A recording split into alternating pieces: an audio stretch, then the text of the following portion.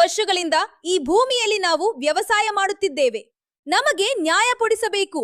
ಆನೇಕಲ್ ವಿಧಾನಸಭಾ ಕ್ಷೇತ್ರ, ಸರ್ಜಾಪುರ ಹೋಬಳಿ, ಪಂಡಿತನ ಅಗ್ರಹಾರ, ಗ್ರಾಮ ಸರ್ವೆ ನಂಬರ್ 92ರಲ್ಲಿ 1 ಎಕರೆ 10 ಕುಂಟೆ ಗೋಮಾಳ ಜಮೀನು ಇದ್ದು 35 ವರ್ಷಗಳಿಂದ ನಾವೇ ಸ್ವಾಧೀನದಲ್ಲಿ ನಮ್ಮ ಕುಟುಂಬ ವಾಸವಿದ್ದೇವೆ.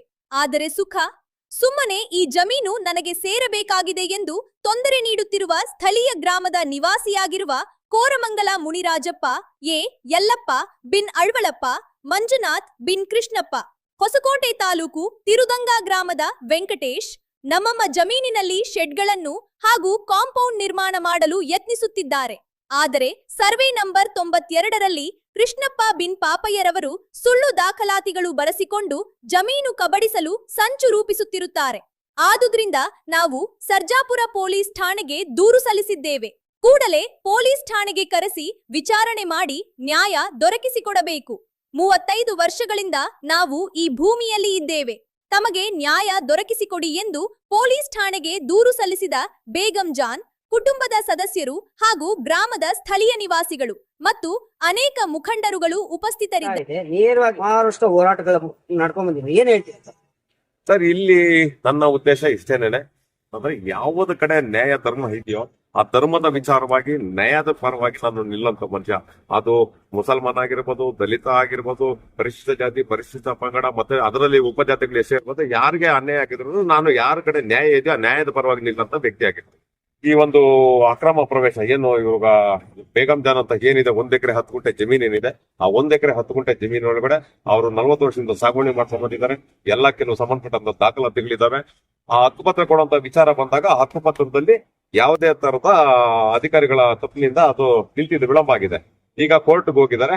ಕೋರ್ಟ್ ಅಲ್ಲಿ ಅಧಿಕಾರಿಗಳಿಗೆ ಸಮನ್ಸ್ ಹೋಗಿದೆ.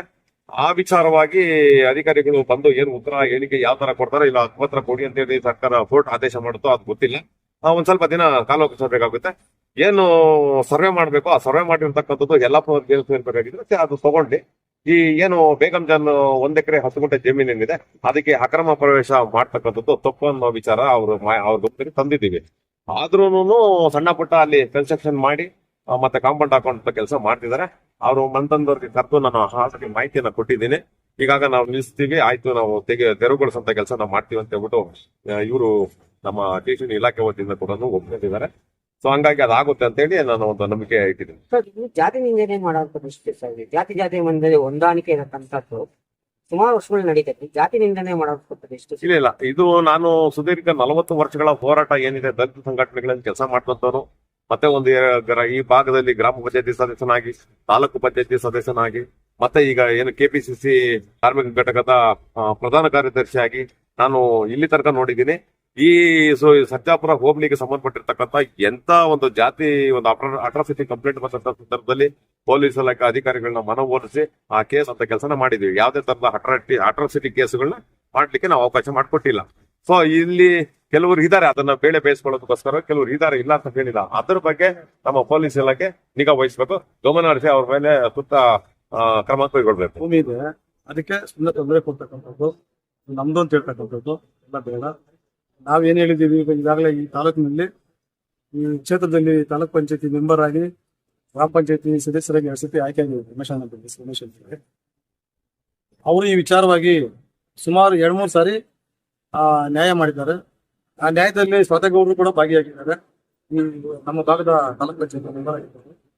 ಅವ್ರ ಸಮ್ಮುಖದಲ್ಲಿ ನ್ಯಾಯಗಳು ಮಾಡಿದ್ದಾರೆ. ಆ ನ್ಯಾಯಗಳು ಕೂಡ ಎಲ್ಲರೂ ಕೂಡ ಒಂದು ಸೊಲ್ಯೂಷನ್ ಕೊಟ್ಟಿದ್ದಾರೆ. ರಮೇಶ್ ಅಂತ ತಾಲೂಕಿನಲ್ಲಿ ಅವರು ರಾಜಕಾರಣಿ ಅಂತಲ್ಲ, ಅವರು ಕೂಡ ಹೋರಾಟಗಾರರು, ಸಂಘ ಸಂಸ್ಥೆ ಹೋರಾಟಗಾರರ ಕೆಲಸ ಮಾಡೋದು. ಆಮೇಲೆ ಕೊನೆಗೆ ಈಗ ಅವ್ರ ಹತ್ರ ಮಾತಾಡಿದಾಗ್ಲೂ ಕೂಡ ಅವರು ಕೂಡ 2 ಕಡೆ ಮಾತುಕತೆ ಮಾಡಿ ಇಬ್ಬರಿಗೂ ಅನ್ಯಾಯ ಆಗದ ರೀತಿಯಲ್ಲಿ ಅವರು ಮಾತುಕತೆ ಮಾಡಿ ಕಳಿಸಿದ್ರು ಕೂಡ ಮತ್ತೆ ಇಲ್ಲ, ನಾವು ಯಾರಿಗೂ ಬಿಟ್ಕೊಡಲ್ಲ, ಭೂಮಿ ನಮ್ಮದು, ನಮ್ಮ ಸೇರಿ ದೌರ್ಜನ್ಯ ಮಾತಾಡ್ತಕ್ಕಂಥ ಅದು ಸರಿ ಇಲ್ಲ. ಇದು ಸತ್ಯಕ್ಕೆ ದೂರವಾದಂತ ಮಾತು. ಏನ್ ಸಮಸ್ಯೆ ಆಗಿದೆ? 92 ಸರ್ವೆ ನಂಬರ್ ಬಂದು 92 ಸರ್ವೆ ನಂಬರು ಇದು ಗಲಾಟೆ ಮಾಡ್ಕೊಂಡು ಕಾಂಪೌಂಡ್ ಹಾಕೊಂಡು ಹಿಂಸೆ ಕೊಡ್ತಾರೆ. ನಾವು ಒಂದಿನ ಕಂಪ್ಲೀಟ್ ಕೊಟ್ಟಿದ್ರಿ, ಇವಾಗ ಅಕ್ಲಾಮೆಂಟ್ ಸಾಹೇಬ್ ಕೊಟ್ಟಿದ್ದು ನಮ್ಗೆ ಇದನ್ನ ಇದಾಗ್ತಾ ಇದೆ. ಏನ್ ಸಮಸ್ಯೆ ಆಗ್ತಾ ಇರೋದು ಸರ್? ಸಮಸ್ಯೆ ಏನಿಲ್ಲ, ನಮ್ ಜಾಗ ಅಂತ ಬಂದು ತಾರವರೆಗೂ ನಮ್ಗೆ ತೊಂದರೆ ಕೊಡ್ತಾ ಇದಾರೆ. ಯಾವ ತರ ತೊಂದರೆ ಕೊಡ್ತಾ ಇದಾರೆ? ಯಾವ ತರ ಹಂಗೆ ಗಲಾಟೆ ಮಾಡ್ಕೊಂಡು ದೌರ್ಜನ್ಯ ಮಾಡ್ಕೊಂಡು ಕಾಂಪೌಂಡ್ ಹಾಕೊಂಡು ಮೊನ್ನೆ ಕುತ್ಕೊಂಡು ಪಂಚಾಯತಿನ ಮಾತಾಡ್ತಿದ್ವಿ ನಾವು ಹುಡುಗರೆಲ್ಲ ಹೇಳಿದ್ರಲ್ಲ ಹಾ. ಮಾತಾಡೋಣ ಅಂದ್ರು ತಿರ್ಗಿ ಅವ್ರು ಫೋರ್ಜರಿ ಮಾಡ್ಕೊಂಡು ಕಾಂಪೌಂಡ್ ಹಾಕೊಂಡು ಇದು ಮಾಡ್ಕೊಂಡು ಫೋರ್ಜರಿ ಕೆಲಸ ಮಾಡ್ತಾರೆ. ಸರ್ ಇವತ್ತು ನಿಮ್ ಜಾಗ